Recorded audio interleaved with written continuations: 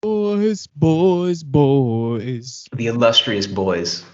The illustrious boys. Thank you for sticking with us as we are in our captivity for the third consecutive week. Bunker Boys, hashtag it, yell it from the mountaintops, Boys Nation. We are here to Wow. please you in every way. Shape and form. Every mind, body, and soul, we've got you. It's the boys in the building. Swagger on 100,000, 100 100,000 million. trillion. Oh my God. All right, boys. We're back at it again with another sequestered podcast. We're here. I'm in the basement again. Zach, you're in a vacant room in your house. I'm in my spare bedroom, which is supposed to be an office, which has been turned into the cat's playpen. I love it. Yeah, they shit in here. They poop. They poop in here. Yeah. Okay, so we're back at another week of Skype Boys sessions. Let's see, we should have an illustrious guest. Actually, a really good name for a podcast, Skype Boys Sessions. The Skype Boys Sessions. It sounds like something like BET Uncut creates Skype Boys Sessions. Yeah, what were those like VH1? VH1 Unplugged? Yeah, VH1 That's basically Unplugged. what this is. Yeah. So this is the 2020 version of VH1 Unplugged. It's Skype Boys Uncut. Skype Boys Sessions. It's just a man talking into a camera sitting in his basement. Yeah. Skype Boys Sessions. Okay. We have another wonderful guest this evening. Mr. Mike Terry, a stand-up comedian from the Syracuse area. Comedian. Isn't that a woman? I just like saying comedian. Oh yeah. I always thought a comedian was a woman. Comedian, Poe laureate of jokes. Whatever you want to call it. Big laugh getter. He's one of the silly boys. So, want to introduce the socials? Yes, I was going to say let's take care of some business before we get started with our other activities. You can find us on social media, WineBoysPod, wineboyspod@gmail.com for wine suggestions and inquiries about really anything. We're looking to partner up with classy brands that really need to take advantage of the times. You know, it's the new normal. We're in certain times right now. People are at home. Let's see if we can put some asses in seats for you. All right. So wineboyspod@gmail.com. Post quarantine, we're going to be, we're already trending. So let's trend even higher. Shoot for the stars. I'm at the Zach Edward on Instagram and Twitter. That's the Zach Edward. Again, sequestered to my home for the foreseeable future, and I'll continue to update you on any of my ongoings as we move forward. Boys, you can find me at Lord Gerald on Instagrams and Twitters.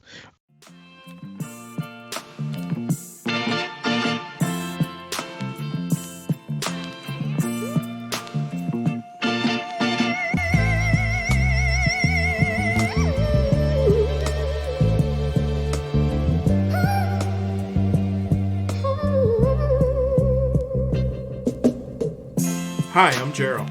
And I'm Zach. And we are the Wine Boys. Yeah, that's it. Otherwise, you can catch me in my backyard practicing my chip shots into a bucket. Just dad life, I was going to say that based on actual events. Yeah, I did that this afternoon. Was the baby outside with you? No, she wasn't. She was asleep in her high chair.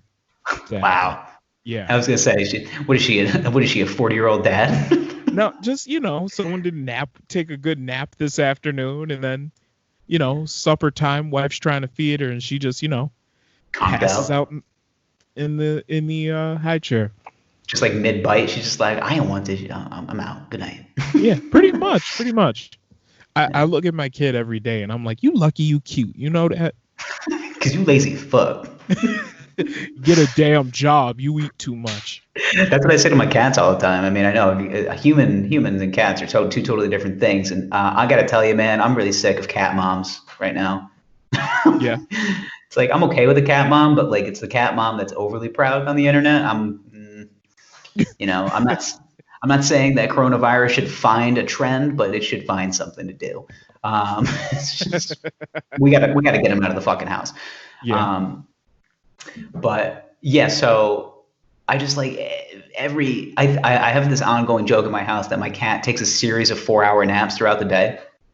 So it's just like he has this like morning 4 hours, and he does a midday, and then like he'll probably in the next 5 to 10 minutes he'll be out for another 4 hours. It's just like he wakes up and he just like he's like walks around like he owns the place, and I'm just like, oh, what'd you do today? Take another 4-hour nap? Like And then one day I took I don't think I posted this, but I threw the classifieds at him when he was sleeping. Jesus Christ. You're a 50-year-old dad who's disappointed in his adult son. Yeah. Like, who the fuck reads the local paper classifieds? And I'm just like, they were like on my counter, and I was just like, I don't read this shit. So I was like, get a fucking job. So you sit around the house all day. We had to get the couch fumigated because of you. Get off your ass and get a fucking job. I'm going to call your Uncle Frank. He owns a construction company. Show you some good, honest work, you lazy fuck. You lazy fuck. All right, what wine are you drinking? I'm drinking Apothic Red. It is the Winemaker's Blend 2017. It is rich and smooth from California. Okay. It is a red blend, I believe, predominantly of Cabernet. So, what do you have this evening? First of all, you referred to it properly. Swill. This evening, I'm scraping the bottom of my wine cellar, which is really just a rack in my kitchen. Run out of stuff. So this bad boy goes for about $10 a bottle. It is White Cat wine by Hazlitt. You just turn your video off. Oh no, I was gonna say you've been cutting out a little bit, but you're okay. I'm still picking up the audio sounds fine, so we're good. Okay. Yeah, I got White Cat Finger Lakes. It's a Finger Lakes white wine. It's by Hazlitt. So, every day is Hazlitt. Yeah. So this is it's actually a sweet white. It's about $10 a bottle. If you're from the Syracuse, New York area, your mom probably drank this when you were a kid, and she'd get rowdy with her friends. Red Cat. Yeah, so mine drank Red Cat also, but White Cat was definitely in the mix sometimes. Oh yeah, so yeah, if there was Hazlitt, White Cat, Red Cat hanging around the family barbecue, you knew mom was trying to get litty. So it was just one of those. Yeah, this is one of those wines that it's really meant for mixing. So if you're putting it like in a sangria, or you're putting it in some type of like other wine, that's really what it's meant for. Drinking it by itself is basically just like, if you got it, you might as well drink it. Like on the bottle, it should say like, you should share this because because you're gonna have your teeth are gonna hurt. Yeah. And I'll read the back of the bottle. It says, a Native American variety, also known for its use in white grape juice. Niagara brings a mouth-watering ripe grape flavor to this refreshingly sweet wine. Whether you're on the beach or dreaming to be, White Cat is a perfect companion. Enjoy friendly staff, antique decor, and the casual atmosphere of Hazlitt 1852 Vineyards on beautiful Seneca Lake. Visit us and see why we're voted one of the top 25 tasting rooms in the United States. Wow. Wine Enthusiast Magazine, May 2008. Please drink White Cat responsibly. May 2008. Yeah. They might want to update the Haven't had a periodical on our grounds in 12 years. Yeah. Haven't had one of those fancy wine connoisseurs. I'm gonna bust this bad boy open. Yeah, twist top, love it. All right, so I did a little research. Jesus, Mary, and Joseph. Ooh. This is Hazlitt 1852 White Cat. It is it's not rated, as you can probably imagine. It's essentially white grape juice. Very reasonably priced. You can get it for between $7.99 and $10.99. It's a New York State Niagara. So Niagara grapes, by their nature, they're Native American grapes, which are just super sweet. They're essentially like getting the grapes that you get at the grocery store. It's very indicative of Muscat grape, but it's even sweeter. It's like, think of it as what a Concord would be in the red variety. A Niagara is basically that. Mm-hmm. And just judging by your reaction, I'm assuming it's a little sweet. You're going to get apricot, green apple, citrus, and orange notes. And this one you're going to love, grass. I'm allergic to grass. Oh, really? Let's get it. Okay. I'm allergic to grass, and you're going to see me die. It has a smell. The Rona ain't gonna, the Rona's not going to get me. The grass and the grass undertones of this wine is that what's going to take me out. Yep. Let's take a sippy boy of this. Let's see.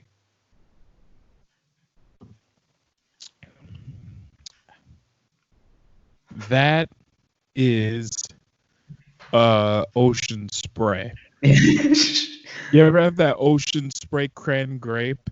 Yes. That, but sweeter. Yeah. Not much alcohol. Just makes my throat itch. That's good. I might add a little like club soda and vodka to this just to. Shit, man. Listen, do what you got to do. Hey. We've drinking Wild Irish Rose in this podcast before. Yeah, we have. No stone is left unturned here. When the Boyz burden is lifted, I think we're gonna do a Thunderbird episode. We have to. We got to celebrate with Thunderbird. I feel like we should just get Carlo Rossi and just take a tub to the face. And just be like, listen, all right, we had a tough quarantine, and we decided that we needed a jug of wine. So, I'm drinking Apothic Red Winemaker's Blend. This is a 88-point wine. Apothic Red is inspired by the term apotheca, a mysterious place where some of the earliest wine was blended and stored. And Apothic Red is a bold red blend crafted with intrigue. Ooh. Our winemakers have masterfully created a smooth blend where rich layers of dark fruit emerge complemented with hints of mocha and vanilla. Ooh. A long, smooth finish opens your night to endless possibilities, like going to bed at 5 p.m. I didn't say that, but because people do that when they're stuck at home. I got to tell you, naps are at a premium. I've never been a big nap guy. I mean, I do enjoy naps on the weekend, but not during the week. Uh-huh. But I got to tell you, man, it's tempting. Yeah. Like, have you crushed like a early afternoon nap yet? One. Yeah. Okay. I just wasn't feeling well one afternoon, and I was like, it's 1:00. I've got nothing to do, so I slept. Yep. But the 2-hour lunch break, of course, Of course. Taste notes of this Apothic Red would be bold, tannic, dry, and acidic. You're going to get notes of mocha, vanilla, blackberry, cherry, and raspberry. Yes. And this is a fruit. Yes, this is actually a blended Zinfandel. It's multiple Zinfandels. Mm-hmm. So, okay. Here we go. Let's go.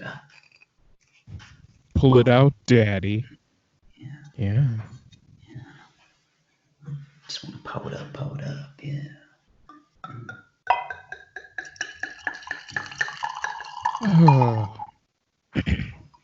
Fruity. All right. Like me. What? You froze again. I was going to cheers you. Oh, I'm sorry. Cheers. I was actually checking Twitter for a second. Oh, so you can get lost on the Twitter. You got to be careful. I took a social media break this afternoon just for a little while. I haven't hopped on. Oh, you did? Yeah, because somebody started the trend breaking news, but it was not breaking news. So I'm like, there's so much other problems going on in the world. All right, first of all, can we just? Okay, I'm pretty done with the TikTok dance. It's like, okay. I don't have a problem with people trying to find comfort in a bad situation, but if you're a nurse on the front line of a pandemic, stop it.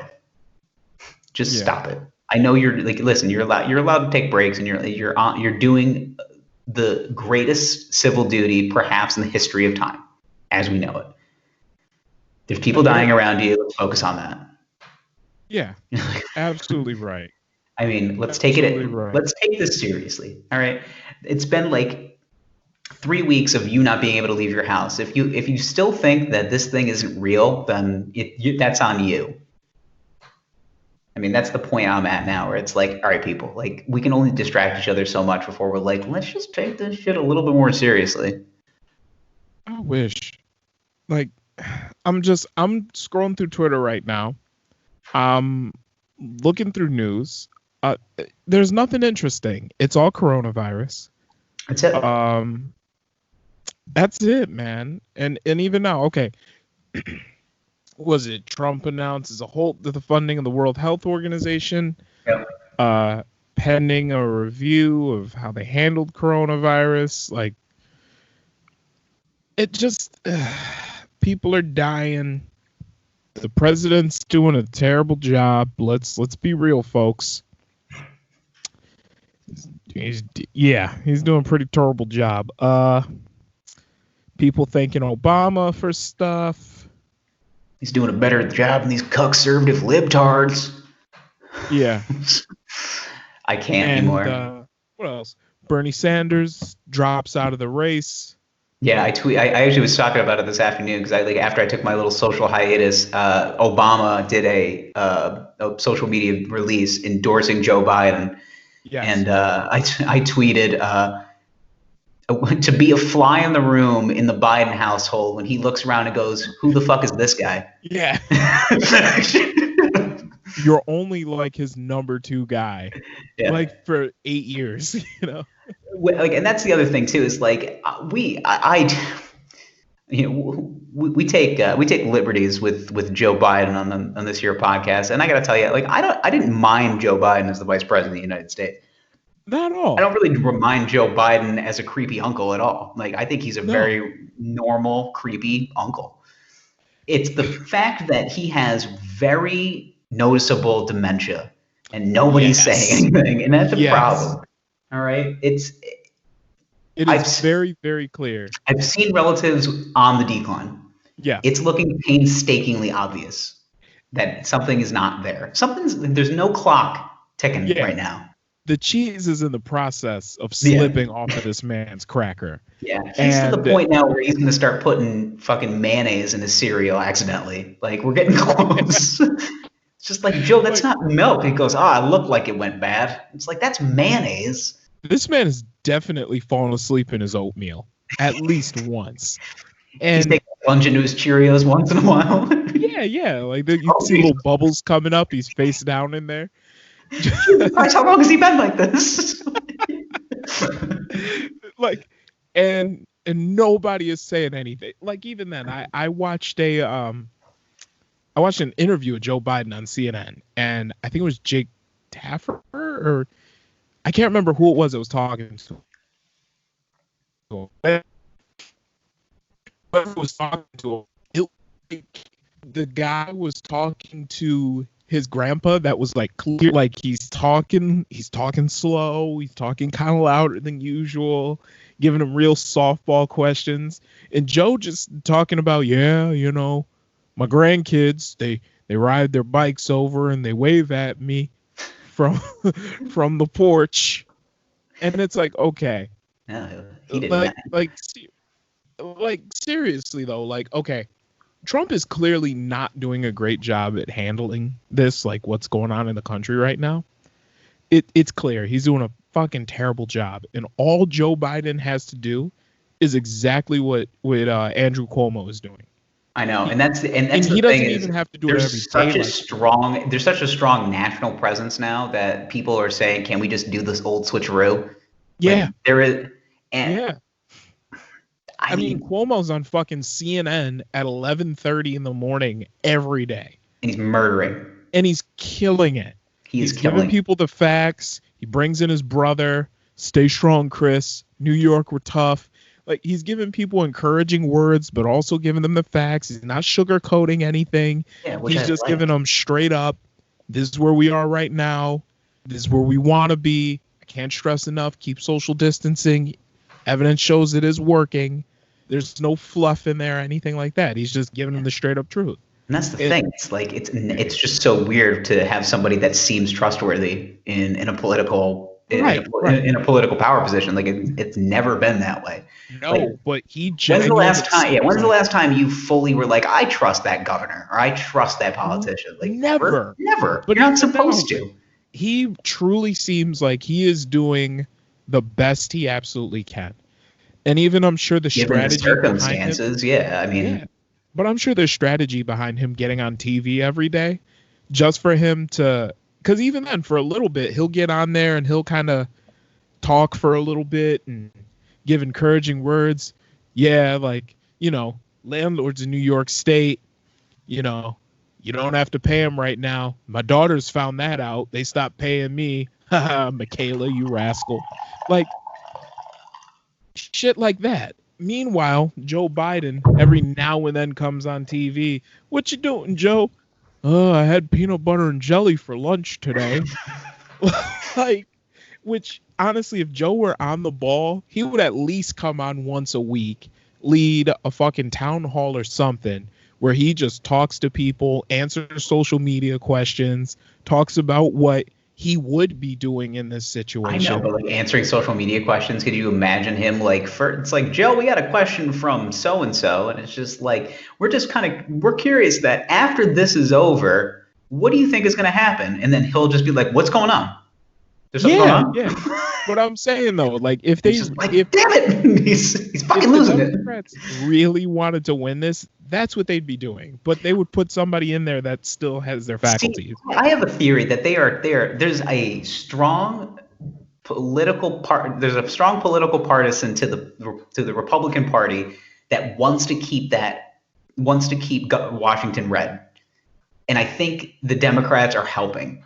I think they're getting their pockets greased, and I think they're helping. Because you don't go Hillary Biden without drinking some sort of fucked up Kool-Aid. Like it's just that's not really that's not the cocktail for success right now. And we're not even a political podcast. We're just two boys that read too much news. I mean, that's basically what it's boiled down to now. And my biggest quandary with this situation is that I think there's a problem beyond the parties. I think it's political bipartisan, or it's no longer political bipartisan. It's political partisan to the wrong side of the table. And they've gotten there's been greased pockets, there's been empty promises, and then it lands on Biden. That's why Bernie's out. Like, why would Bernie just like all of a sudden? I knew he's ill. We know that. Yeah, well, Bernie had a heart attack. Bernie had about 14 heart attacks about 3 months ago. But Biden's having fucking mini strokes. It's just what's the difference? I don't know. But what it's boiled down to is that there's just a lot of nonsense out there, and there's also so much information there's just no information that's right. Like, we still don't even know what coronavirus is. Like, right now in China, there's a second wave. Like, they're getting re-sick. Like, there's this new studies are coming out that they're saying that the people that were first infected in Wuhan that were cleared, quote unquote, to leave quarantine, some of them have been reinfected with some sort of new strain of virus.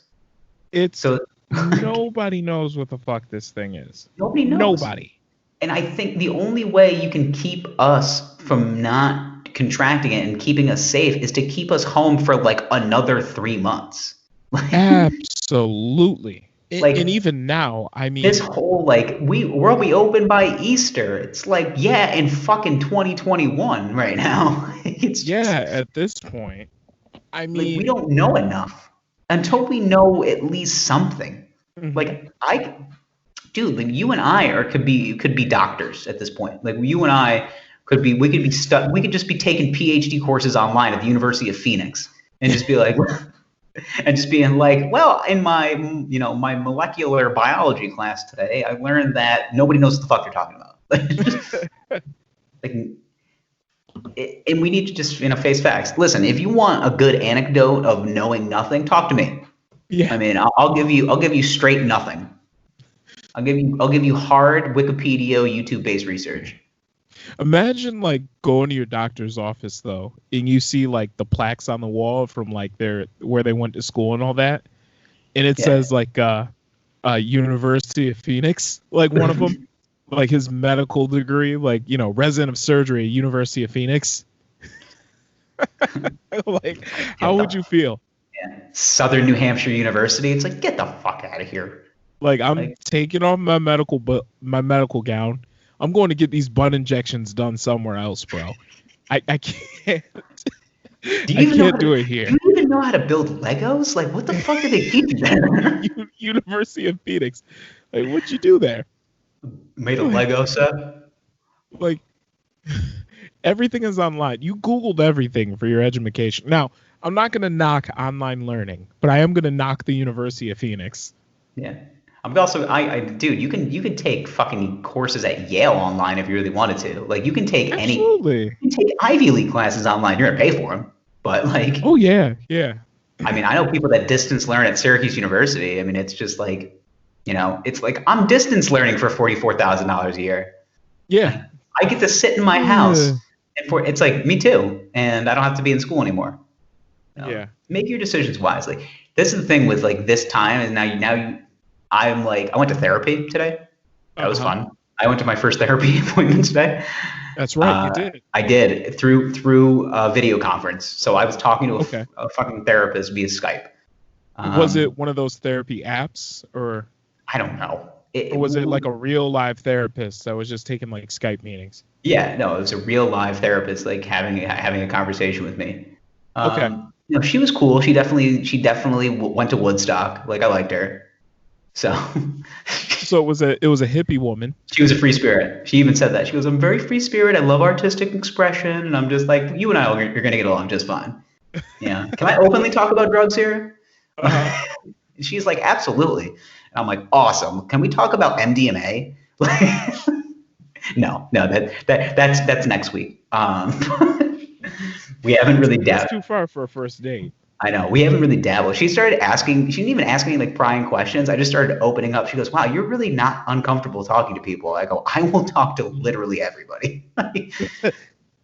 I said, my parents did the whole "don't talk to strangers" talk, and I fucking didn't listen. That's just how I am. But so why do you feel that you need therapy at this? I just did. I mean, I always needed it. Just being stuck at home in my collective thoughts became more ever present that I needed it. Okay. And I'm not afraid to talk about it. It's like, listen, there's just stuff that you don't need to talk about with like your spouse or your girlfriend. They can only hear it so much before they're like, you should probably fucking talk to somebody else. Yeah. So yeah, it is what it is. I got the call that our guest is ready. So okay. You want to just bring him right in, or should you want to pause this and then we'll get it back in? Let's pause this and then we'll go back into it. I'll stop this recording. Okay. And then we'll see you guys. All right. We'll be back with our guest gang. All right. Stay tuned. Hey, boys, we're back with our guest, Mr. Mike Terry. Say good morning to the people. Morning, depends on where you are. Good morning, good night. Exactly. It's whenever you're listening. Right. Good evening. Appreciate you tuning in. How's everybody doing? Good, man. I'm good over here. Just been locked in the house for Anybody thought about murdering their spouse? No. I mean, we have a lot of like really tense conversations in our house now. Like a lot more. Like the conversations that used to be like passive, like, "Hey, can you like pass the salt?" Now you're just passing the salt with like a lot more aggressiveness. Like get this shit away from me. Yeah. I feel like I'm also think I'm taking it out on my cats more, and I don't mean to. Like, Like I was before you got on, I was saying that like I'm getting really angry at my cats taking like multiple 4-hour naps throughout the day, and it's like getting frustrating. So I got to the point where I took the classified section of the newspaper and I threw it at my cat, and I was like, "Get a job." So he hasn't. I get it. Yeah. he hasn't listened. So. But so yeah, boys, we're here. We are with Mike Terry. a stand-up comedian, a Poe laureate of laughs, a very, very, very, very funny gentleman, somebody that I've gotten to know over the last year or so. Actually, the last person I did a comedy show with. So that was so there's a little bit of a connection here from that perspective. It's like, oh, I'm not blaming you for anything, but I'm just saying. So, but it was a great show. Good night. It was just, I just didn't know that was gonna be it for as long as it has been. It's like having graced the stage in a month and a half, and it's like, it's killing me on the inside. It really is. So let's get into it. So how are you doing during this whole situation? How are you feeling about things? I'm maintaining, man. I'm pretty good. I'm fortunate enough to be qualified as a essential worker, I guess. I'm a security guard.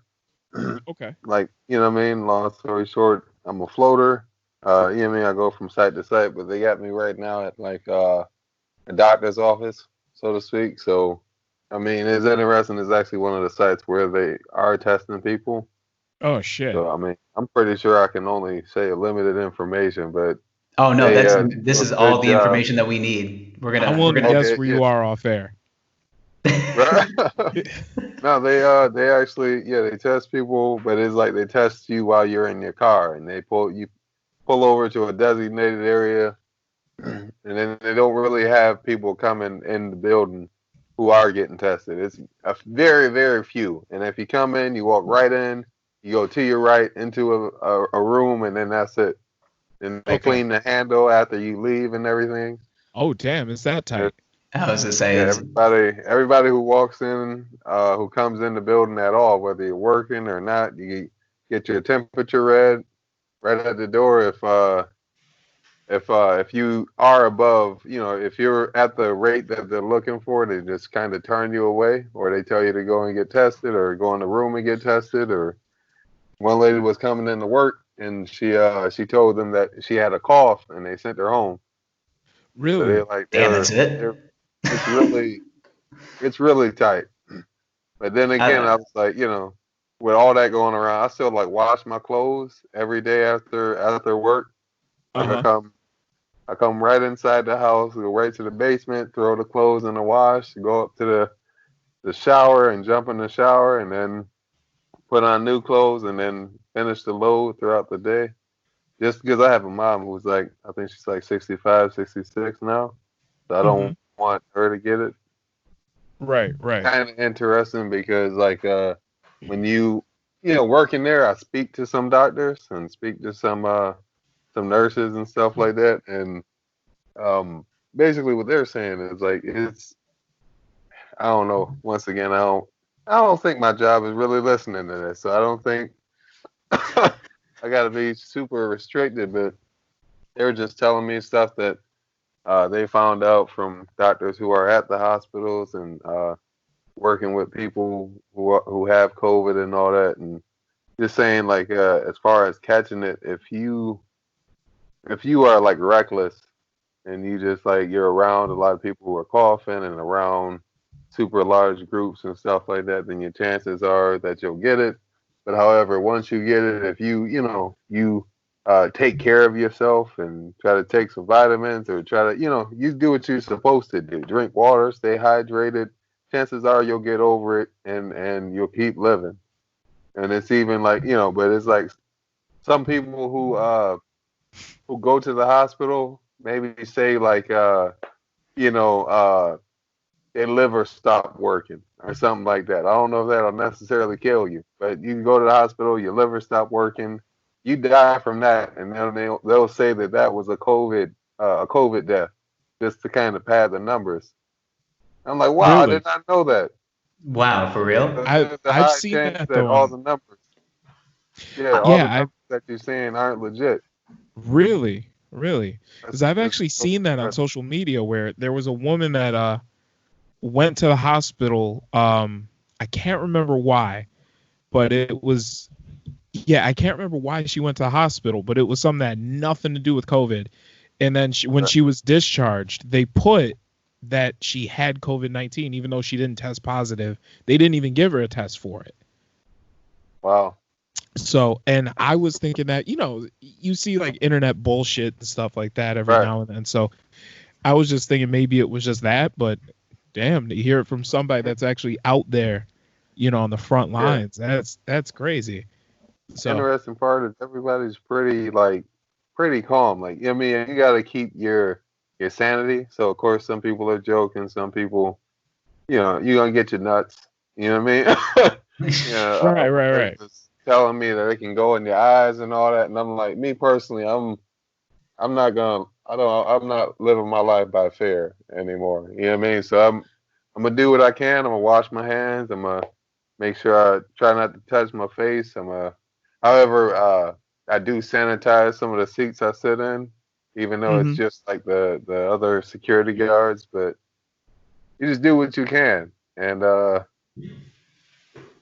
mean, that's all you. I mean, for real, that's all you can do. I mean, you got to do what you got to do in these situations. So, I was gonna say I've been hearing a lot of that same stuff. Is like, are we just getting to a point where we're just like we're like padding stats, like we're like doing sports statistics, like we're just all right. I'm one rebound away from a double. Like I just need one more 1,000 COVID cases to get X amount of PPE in my hospital, like kind of stuff like that. And it's like I never thought it could get to that point, but now because of all the stories we've heard collectively about like the national shortage of like medical equipment and everything like that, I think it feels like a state by state case where they're like padding numbers to get more stuff. Yeah. And it's like it's you never think it would be like that, but now you think about it from like a capitalism standpoint, and you're like, all right, well we're currently a country that's basically has no economy by the standards of what it usually is. So like how can we get more sent out? And it's basically just like, well, we can pad stats and basically just instill a little bit more fear so we can make our hospital systems work more, thus putting more money into the state or wherever you are. Yeah. And it's this weird dichotomy, but it's like it kind of makes a lot of sense. Yeah. Yeah, I did not hear that reason before. The reason you just gave as far as to get more equipment. Because I'm always confused as far as why would you pad the stats? Like I don't see what they gained from it, but now I see what you're saying as far as to get more equipment. And I didn't think about that until like then I started like looking at international numbers, and I'm like, man, it seems like an awfully lot. Like the cases in like Spain in particular, that they've literally like doubled from week to week. And that just seems almost impossible, just because of the mandates they put in place of like people on the ground. And like I'm not going to sit here and be a chaos theorist. Like I read too many of them, and most of them make zero sense. Oh, we love conspiracy theory here. I do love a good conspiracy theory from time to time, but there's so much chaos out there. It's like just relax a little, like just taper back a little bit. You gotta be careful what you choose to grip onto. That's what I've learned personally. Like the lady who was telling me that information as far as they're padding the stats, she said that, and then she said as far as the vaccine and that's the mark of the beast. And I'm not saying that. I don't know. I was like, all right, I'm jumping off the train. I'm not saying that. I don't know. Right now, my whole approach is be aware, still live my life, because at the end of the day, I have to be responsible for my sanity and my composure. And there's other people, if they see you panic, then they're gonna start panicking. So, but I'm not super duper aware. I'm not watching every single video that comes out, but I'm aware enough to know what's going on. Now, if they do say you gotta take the vaccine or we're gonna kill you, then I'm like, all right, now it's time to go get some guns. Now we can start boarding up the walls and stuff like that. But then again, that's just me. So go on with this mark of the beast theory that this woman started talking about.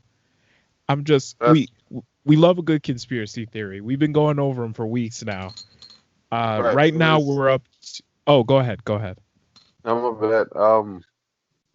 what she was talking about is basically like they put it in you. It's like I guess some kind of like surveillance. They watch you just like they're watching us on our phones right now. Yeah. Are they? Are they listening right now? That way. I mean, probably not heavily, but they got you on the freaking, on the monitor somewhere. As long as they download this podcast, I don't care. Yeah, man. Right. Just download this podcast in droves, and then you guys can listen all you want. Agent Thompson, I know you're listening right now. Go follow us over on Instagram at WineBoysPod and Twitter. Also, email us your wine suggestions at wineboyspod@gmail.com. Right.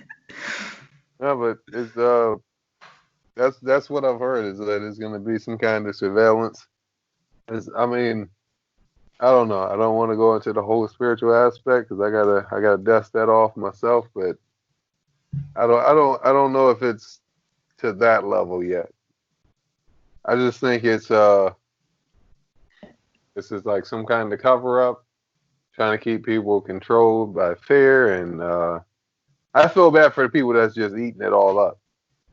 You know what I mean? That I don't want to say are afraid to think for themselves, but people who just believe every single thing that they see, and they don't have any other outlet to to hear a different opinion. I think it's I feel privileged that I am able to speak to doctors and nurses and stuff like that at my job, and to get a different perspective.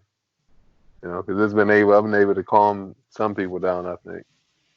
I mean, honestly, like you've come with like a lot of level headedness that like I don't have. I'll just be straight up with you. I'm like, so like from my perspective, like I have a pre-existing medical condition, so I already have something going on. So I've literally been staying in the house because I know that I'm just at higher risk. So, which has not been great for my like mental health, because I've been like just like, what if I do have to go out? Like, what do I got to do? How do I protect myself? And it just becomes like this whole snowball effect of all these different things, where it's like I can literally drive myself crazy if I just keep thinking about stuff, which then brings me back to like the comedy aspect of it, because then it's like I'm not able to do something that I truly love to do, and it's like it hurts. It feels like you took a part of me away, and it's like I want to be able to do it. But then it's like, I know I can't, and it's not forever. You have to I have to keep telling myself it's not forever. We're going to be able to do this again. But then I think about it. It's just like, I think about it from the perspective of like material. And I think about it for like the perspective of like, how many coronavirus jokes can you write? Like I found myself just sitting down the other day, and I was like, I'm just going to sit and write for like an hour. Mm-hmm. And I just started and I've just been like peeling back, and I'm just like, shit, man, all I can think about is this thing. I wrote like 4 jokes, and I'm just like, they all get back to coronavirus. It doesn't make any sense. Yeah. Right. And I don't want it to be that, but it's like, that's my thing too. It's like, how are you thinking creatively right now? Like, do you want to embrace like everything that's going on and just be like, all right, this is our situation. I'm going to work off of that. Or do you let me try to like shed light on different situations?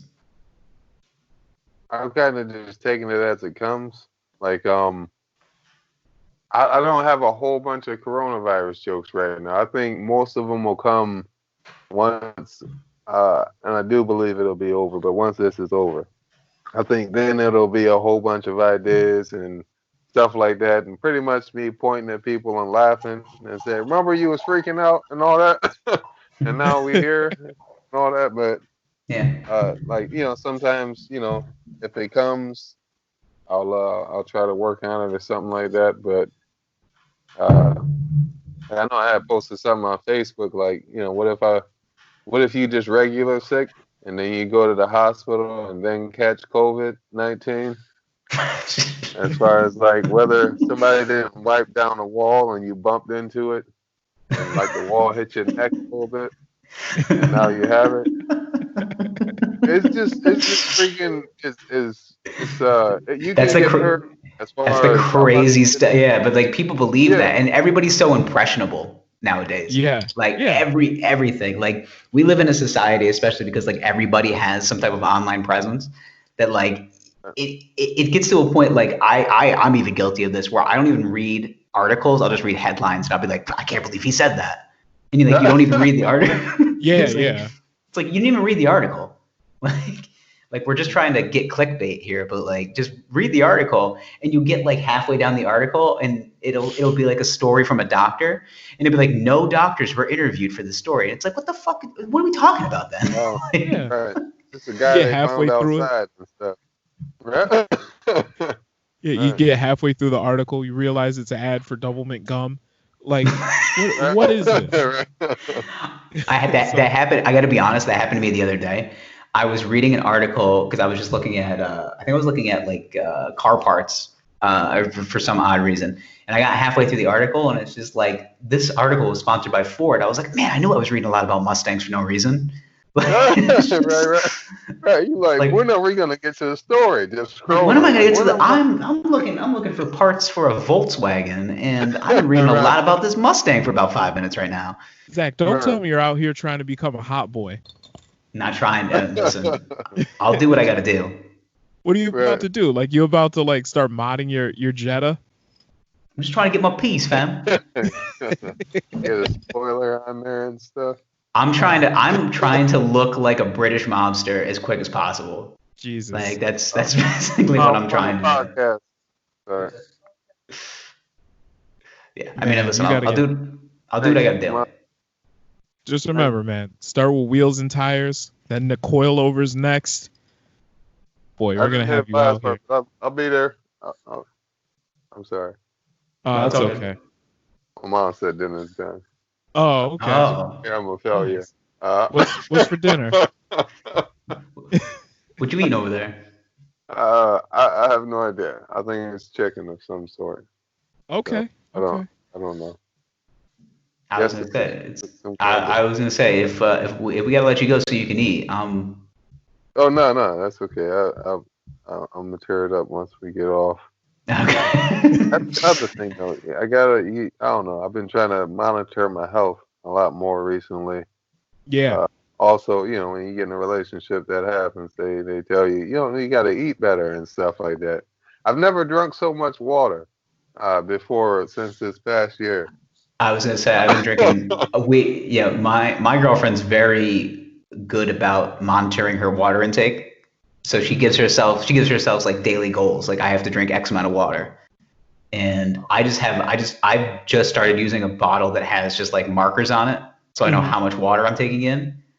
And now it's like I've like lost count because it's like I think I've started counting it like a couple weeks ago, and I'm just like I honestly just know if I drink like 4 or 5 of these, I'm good. So this is my fifth one right now, so I'm gonna hit my mark. So I just make sure that I keep doing it. Hey, that's cool, man. That sounds like next level compared to where I am. Like, I don't know, my girl would ask me like, "Why do you eat so much McDonald's and Burger King and fast food?" I'm like, "Cause I'm broke." Like when you don't have money, you go for the cheap stuff. You don't ask questions. You just, I'm not about to freaking go to freaking what is it, Chipotle and put $15 on a burrito. Just the guacamole alone takes you over like almost like this is $20. I got a burrito and a drink. Like right. Get what you can get, man. For real. Listen, you got to do what you got to do, and don't hate on McDonald's, man. I was speaking of McDonald's because I wanted to. I started watching this show McMillions. Have you heard about this show, Mike? No, I haven't heard of that. Okay, so basically, it's a documentary series that talks about in like the early 2000s the old Monopoly game that happened at McDonald's. Yeah. So there's in the early 2000s there was this legitimate scheme where people were stealing game pieces and giving people away millions of dollars from Monopoly at McDonald's, and basically taking McDonald's for like $8 million plus. And it's this whole story of like the FBI investigation behind it and how they figured out who it was. And I came to the conclusion after watching the show that this sounds like something very close to what my family would do. Yeah, I have relatives in Jersey that were just like, that would definitely, I feel like they touched at least a game piece. Like, I feel like they were a part of it in some way. Like somebody won a Dodge Viper. Yes, like just like that. Oh, I was like, that's Uncle Steve. Like, just like, but it's funny though, because like the main character or like the main person in the show, like a slight spoiler alert for the boys out there, is the main character's name is Uncle Jerry, and I have two Uncle Jerrys. So one of them died, unfortunately. So he was still alive then. So, and he was a little bit of a wily character. So I did some cross referencing. Turns out it was not him, but okay. I did have another Uncle Jerry who is a contractor in Philadelphia, and it sounds like something he would do. Right. And I'm just like, I feel like my family had hands on this. Like I just. Right. But it's a good show if you can stumble across it. It's on HBO, but you can usually find it. I actually watched a couple episodes on YouTube, but it's a good show. Okay. Thanks, man. Yeah. Okay. Thanks, man. Oh man, you eating right now? No, I'm listening. I'm sorry. I don't mean to be rude. I was gonna say if you can eat in my ear, man. I don't care. I like all of sounds. No. Chew. It's like I just want some ASMR food eating. Like let's do this. She was showing me that she put like shells and then it was chicken and where to put the gravy and I don't know. I feel rude if I just let her bang at the door. It's her house. Like I can. She has the power to kick me out. So like I gotta be careful. I was gonna say you're doing all the right things. You're listening. You're being polite. Like you're doing everything right. I'm trying. Wow. But it's. Have you guys been like binge watching? I mean, is that like a show you've been binge watching, or are there other shows y'all been binge watching? I've been hopping around. What was that one other show you were talking to me about? I just finished watching Succession. Succession, that's it. Yeah. Yeah. It's a show about this huge like multinational corporation that's run by this family. The dad is like basically the head guy in the whole corporation, and mentally he's slipping. He's actually better off than Joe Biden. But I was gonna say, what are we talking about, Joe Biden again? Yeah, he's better off than Joe Biden. But basically, his kids are like, we got to get dad out of here. Like he's just starting to slip. So like, which one of us is gonna take over the company? And it's all about how the dad keeps basically fucking them over, thinking that they're gonna take over. And it's a great show. Before that, I watched Tiger King. Oh man, I'm almost through with it. I think I got like 2 or 3 more episodes. Yo, I know. Okay, so you're past the point then. Carol Baskin, did she do it? Yeah. I mean, she might not have been there, but she gave the orders. I'm pretty sure of that. My biggest problem with Carol, besides the fact that she talks to me like I'm a pet, I don't like that. But like she patronizes the shit out of everybody. But it's the details in which she explains how she didn't kill her husband, which makes me believe she kills her husband. She's just like, I would listen, the meat grinder wouldn't be able to fit a human being, and what would I put, sardine oil on him? It's just like those are pretty obvious things that you would do to kill your husband. Like as soon as they brought up the meat grinder, it was like, hey, it couldn't even chew his hand. It's only exactly 6.25 inches across. How are you gonna fit a man in there? She's giving like exact diameter and width. Right. I was like, she's being pretty. Like the people that are guilty give oddly specific answers. Yeah. Right. And then sardine oil. Who the fuck thinks of that? But normal person's like sardine oil. That's what the tiger's like. Right. Yeah, sardine oil. Like, you got to put something on a shoe they want to eat, not lick. Originally, when I heard about her killing her husband or feeding him to the tiger, I thought something happened where she just put him in a cage and then let the tigers have at him. But then again, I don't know. I'm not that. I haven't finished the whole series, so maybe there's more that I'm gonna find out. I was But gonna say, how far? What episode are you on right now? I think actually I should check. I think I'm on like episode 7, and I think there's 9 episodes maybe. Okay. No, I think there's 8. Actually, no, you might be right because they just released an extended interview episode this week, which is just interviewing the cast. And I think Gerald and I just watched that. Yes. And so the last episode doesn't really go into too much more detail as far as like her killing her husband, but it gets more into like Joe going Joe doing jail time and stuff like that. Oh, okay.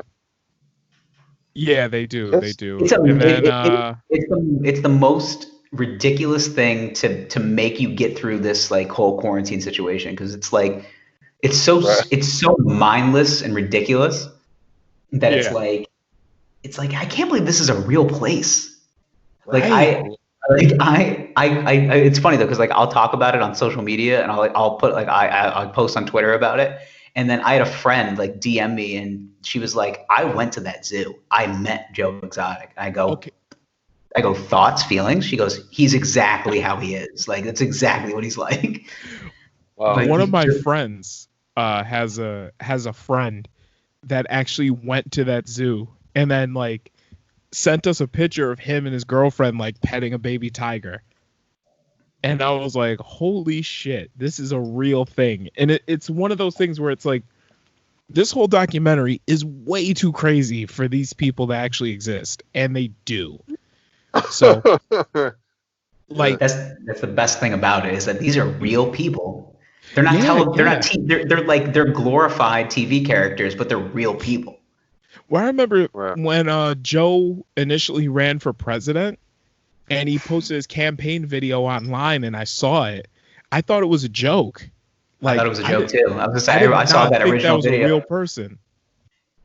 Wait, you talking about like Joe Exotic ran for president? Yeah, Joe Exotic ran for president. Yeah, ran for president in 2016. Wow. Yeah, you can find videos on YouTube. I was just saying, look for the campaign video on YouTube. Just search Joe Exotic campaign or Joe Exotic president. Can you imagine if he was president? I don't know. I feel like I don't know enough. I mean, the country music videos would be amazing. Yeah. Right. Right. Well, honestly, like if you watch the campaign video, it's him in a tiger cage with like 3-4 tigers just kind of roaming around, and he's like hobbling around on a crutch, and it's just like, "Hi, my name's Joe Exotic. I'm broke as shit. I got some woman, some bitch down in Florida trying to indict me, and I'm gay.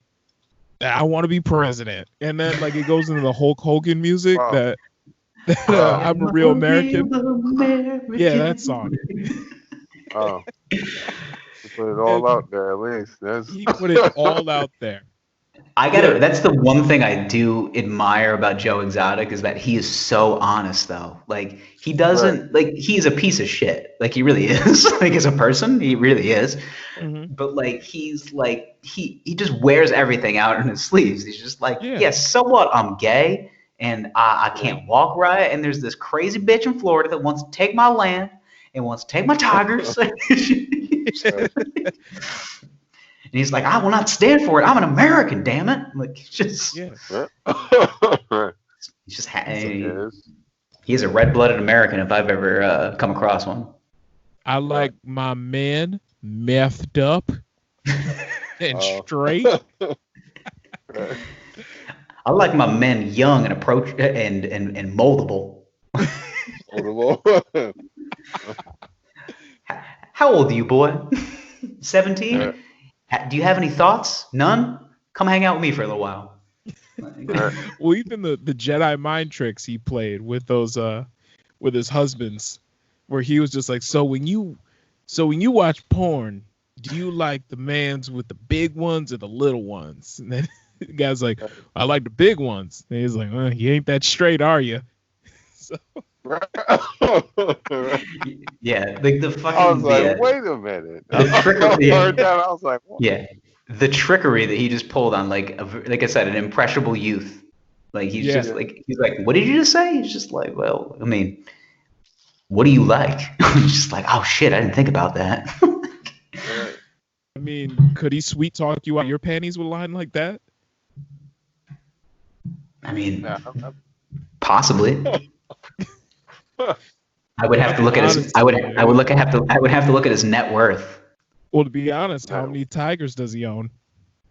None anymore. Like if he just approached me with that line, like a bag of meth and a bunch of tigers, I don't know, man. I might get caught out here. I'm just saying. Right. Yeah. Mike, who's your favorite character in that show? I mean, it's kind of weird. Like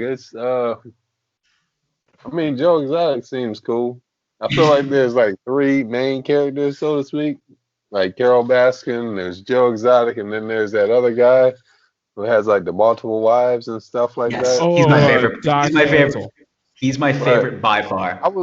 I was surprised to hear how much they pay him, like on a weekly basis, like $100. Yeah, these people were making $100 a week. Like I've worked jobs where I've been like my pay was pretty much like $100 a day. Like at the end of the week, I'd make $500 or something like that. I've worked jobs like that, but I'm like, you doing all that work for just $100, and then with Joe, he pays him $150, I think, and then the other lady, Carol Baskin, don't pay anybody anything. They work for free. For years. A name like Vagabond, like I mean, Jesus. She doesn't even know who some of those people are, and they've been with her for like 3 years. Right. Yeah. I was talking about this with Gerald too. I was like, I feel like Bhagavan Ansel could talk me into being a Scientologist. Oh, like, you're goddamn right. He could literally talk me probably into anything. Like he reminds me of the kind of guy that would sell me a timeshare. Like he has a ponytail, multiple wives. Yeah, this man is living on the highest levels. I'm not gonna lie. He's not even in shape. I was gonna say he's a frumpy, fat old guy. You're still pulling him. It doesn't. At a certain point, it doesn't matter anymore. Okay. Right. I mean, LeBron James on a bad night is still LeBron James. You know what I mean? Right. He's no Bhagavan Ansel. I'm a big fan of. I like Eric Catway, who's like the manager of the zoo. He was the guy that was like, he's got the long blonde hair and he was always drunk. Mm-hmm. And he's like, yeah, so what? I did meth. Like he was that guy. He reminds me of like a guy that was like a cracked out roadie for Motley Crue. He really does. He's just like, let me tell you about some shit that fucking Tommy Lee used to do with his dick back in the day. He was that guy. Right. They had that one dude who I think they said they made the Scarface movie off him or something like that. I don't remember his name, but he seemed hold on, I'm looking it up. I know what you're talking about. Yeah. They tried to go to his house. They had security and everything, and the way he was describing like the disembowelment of someone's body. And he's just like, so what? I knew I was caught, but I wasn't going to tell him I used the rotary saw to cut that guy's head off. Yeah. I was like, Jesus Christ. Yeah. Hold on, I gotta find him. I can't remember his name, but I know exactly what you're talking about. Yeah. Dude's a legend. He is Tony Montana. Oh God. Mario. How do you say his last name? Mario. Yeah. Is it Trabo? It's like Mario Trabo, I think his name. Yeah, but him, Jeff is a complete scumbag. The guy that comes in and like rescues the zoo from Joe, basically. Oh yeah, stole it from him. Yeah, that's yeah. That was crazy. Over under, he has 50 or more Affliction T-shirts. That man has so many Affliction T-shirts and leather jackets. But I love the way he dresses though. It's always the bandana under the hat. Right. I feel like once you get to like your 50s, but you're still out here trying to like, bang girls that are like half your age, like that's the look you have to go for. Right. He's Yeah. another smooth talker. Like he's just like Absolutely. He's like, I got an open marriage with a 20-year-old girl, and I somehow got a super hot nanny too. But like, Right. I don't know Yeah. how. I don't like. Again, I guess douchebaggery has like a lot more substance than I thought in our society. Like, I guess I was unaware of it, how that still works. But I think it's the appearance of looking like you have money. maybe Like that's what it is. you don't Maybe that's what I'm necessarily doing have to wrong. have money. You just have to look like you have money. And carry yourself like you do. Yeah. Yeah, You yeah. just buy one or two like really nice things, but just like continuously rock them. Like just Yeah, Right. yeah. You know, like Yeah, it's- somehow get a Ferrari, it gets repossessed, but they saw you in it, so you know that means something. And then, you know, like go to Vegas, rack up a ton of credit card debt, whatever. Like it's Right. yeah, that sort of shit, you know? They had one scene in the documentary where they were talking about him. It was when they were revealing that he stole a part from him. Like he was saying, like, okay, like Joe was describing it, or somebody was describing it, and the guy was in the cage with the tiger, also with his wife, and he was playing with it, and then they was like, yeah, as soon as it got it in his name, then we saw the vicious side, and then he started fighting with the tiger. I was like, that was pretty well done. I Yeah. know that's a random thing to just shout out. I was like, I don't know. I appreciate the little things. I was like, that was pretty cool how they just warped that together. And now I've killed the vibe of the podcast. Everybody was laughing and having fun, and I'm just talking about visuals. No, that's good. No, I'm all about cinematography. I love that stuff. Oh, we Just love like, it. the edit, yeah. I loved. I mean, obviously, the way that they cobbled the whole thing together was supposed to be theatrical. I mean, they wanted it to be more of what a story. But I mean, the theatrics are already part of the people. Like the people are just so batshit crazy that it's like Yeah. it's impossible to fuck this up. Like it's like even if you just cobble together like the outtakes of Joe Exotic TV, I would watch it. Oh, all day. All day. The fact that the guy put together a goddamn production studio for a web series that like I don't know how many people watched it, but like for like just a web series, and he got a professional producer to like go to Oklahoma, to middle of nowhere Oklahoma, and produce it. Just shows the how people will buy into anything, but will also like and that understand guy was legit too. Like he was in a Rick Kirkman did Inside Edition. He was like one of the lead he was one of the original producers of Inside Edition. Yeah, like back in the 90s. Like he's legit. Like, he's like he like started he wouldn't say he started tabloid journalism, but he basically like got it off the ground on television. Yeah. Right. So for him to basically say like this Joe Exotic reality TV show that I'm filming is going to be my retirement, like that means something. And I 100% believe him though. So for Joe to just basically destroy all the footage of it, I hope I'm not giving this away, Mike. No, I saw that one. I saw that. Where you burnt down the production house? Episode 5. Yeah, I'm in episode 5. I just looked at it. Okay. That was surprising though. Yeah, that's. Yeah, he was like, blame. Yeah, it only gets crazy. So. This shit gets wild. You might have to put it on after this, just so you. Right. Yeah, because there's also something in it that I want to talk about that I don't know if you're there yet. So like, I don't want to say anything. I appreciate it. That's the problem now. It's like I feel like I'm spoiling for everybody. Like I want to talk about it. It's like but you haven't watched it. Like. Right. That's the thing about Netflix. You can just watch it literally whenever you want, and it's like it's just there for you. That's the thing, man. Like there was another movie I ended up watching. I think it was called it wasn't Lockdown. It was something. It's like a big old prison with like a hole in the middle of it. I'm trying to remember the name. Let me see. Was it the Wahlberg movie? No. It was. What's that? It was kind of like a Spanish movie. However, they converted it to English. Mm-hmm. It wasn't Narcos, right? No. Hold on. Let me see. I didn't watch this. And can I? I was thinking, Gerald, have you watched that Spencer Confidential yet? The Mark Wahlberg movie? Yeah. Yeah, I've watched it. I haven't watched it yet. Fan. It's not bad. It's not bad? All right, I'll have to take a look at it. If you love Mark Wahlberg, I do. Like in his movies, you will love this movie. I love a good Mark. I love a good Mark Wahlberg movie. Right. So off the rip, it's set in Boston. I'm That's in. all you need to know, huh? I'm in. Yeah. It's Mark Wahlberg. The movie's set in Boston. He's an ex-cop.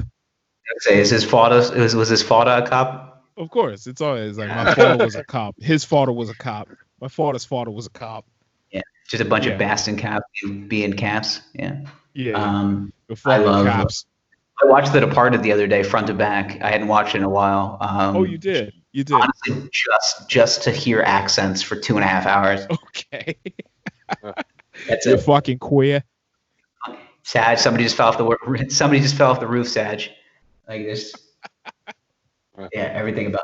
I actually just started watching Ozark finally. Okay, I'm on season 3 of that right now. So good. I'm 5 episodes in and I'm fucking hooked. Into season 1?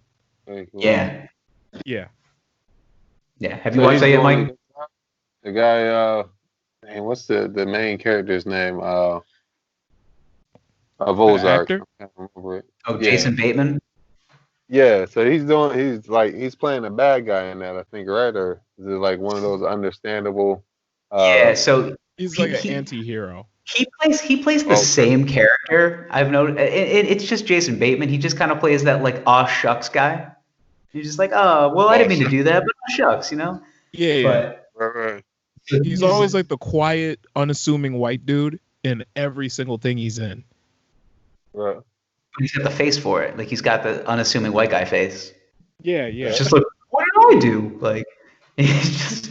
Yeah, but then he finally like stands up for himself and does something kind of cool, and you're like, man, you got him there, Bateman. You got him. Yeah. Right.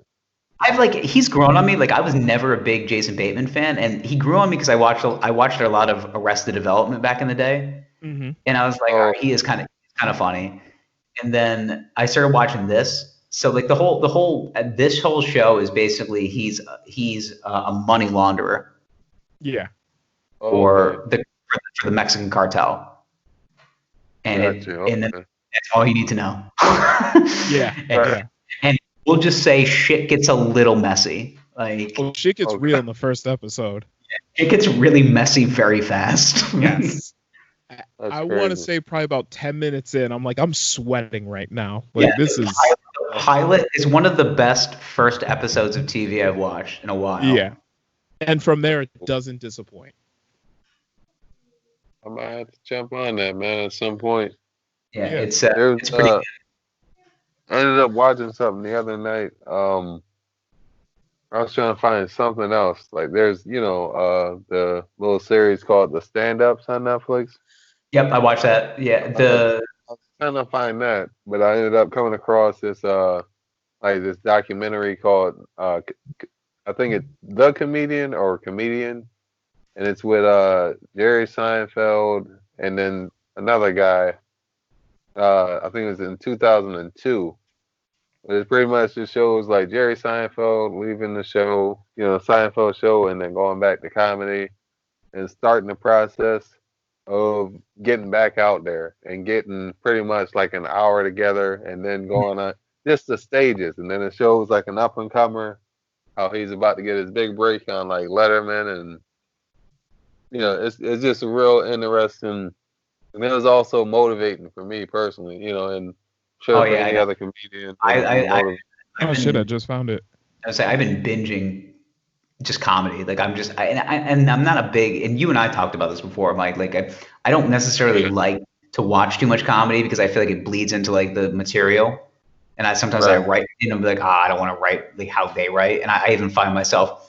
Like I'll talk and I'll be like, that sounds exactly like so and so, And I try to do that, but I actually came across. I finally watched it. There's this documentary. I think I forgot where I found it. I found it on some like off-brow network. It was like on Crackle, or I found it on like Amazon. It's called "I Need You to Kill."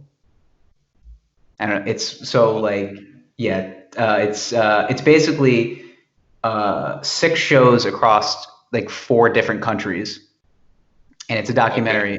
Tom Segura's in it. Chad Daniels and Pete Lee. They're I say you probably have heard of Tom Segura, but Chad Daniels and Pete Lee too. It's basically just a traveling stand-up documentary, but going all different countries, China and Australia and all these different ones, and it's all these different like perspectives of shows from all those countries. And it's just these like American comics going to these shows, and the whole thing is just basically showing their perspective. It's a pretty cool like look at comedy from that perspective. It's a really good doc too. That's pretty cool, man. Yeah, I haven't seen There's that like one. there's a show on if you have Hulu. I had I think I had HBO on Hulu a while ago, and they had like a series called I'm Dying Up Here. Jim Carrey actually directed it, I believe, or I haven't seen created it. that. It was real cool. It was like pretty much showing comedy in I think the 70s, like the comedy scene in LA in the 70s and stuff like that. And then they had somebody do a cameo as Richard Pryor, and that was an interesting episode. And it's pretty cool. It's like kind of reminds me of like Wise Guys when I was starting out to some degree, how they try to have you some degree make it there. Like, you know what I mean? Let this be a landmark. You know what I mean? First you get on the shows, and then next thing you know, you get a chance to host, and the crowd gets used to you hosting, and then, eventually maybe you move around to another spot, or, we continue to promote you, et cetera, the whole grind aspect. But I was watching that, like, I think 2017, 2018, right before when I really started to get right back into comedy, as far as doing it every week and everything. So it was something to add to the conversation. It was just interesting. Yeah. I would say, how long have you been doing? You've been doing it for a while. About that. How'd you get started, and how long have you been doing it? It's there's like two answers to that. Like well, how did I get started? Talent shows in high school. So like I think I was 16 the first time I did it in 10th grade, and basketball wasn't working, so I had to find something to do. And then there's tried everything else, boxing and wrestling and all that kind of stuff. So long story short, there was a talent show, and I'm like, I think I'm funny, so let me try to do some comedy. And I had a teacher who was funny, so he would help me try to come up with jokes and write jokes. And first time, I think what we did, we went online somehow and start looking up like jokes of the day, and then I would use that. We would use that as like an outline, and then try to make a joke and put. So the first time I went on stage, it was like, compared to now, it was terrible, like absolutely terrible, shameful. But like it was okay. Like it was okay. I don't even think I did all the jokes I was supposed to. I just did enough, got a big laugh, and got out of there. But like, yeah, so 16, 17, 18, did it for 3 years in high school. And then when I graduated, went to Wise Guys, was downtown South Salina at the time, and started going to those open mics. I remember it was on Wednesday. I think it started at like 7:30, maybe 7 o'clock or whatever. So like I would get out of work and then go there and stuff like that. And so that was like 2010-ish necessarily. So I mean it's 2020, but I worked at a hospital as a security, and I'd be doing overnight.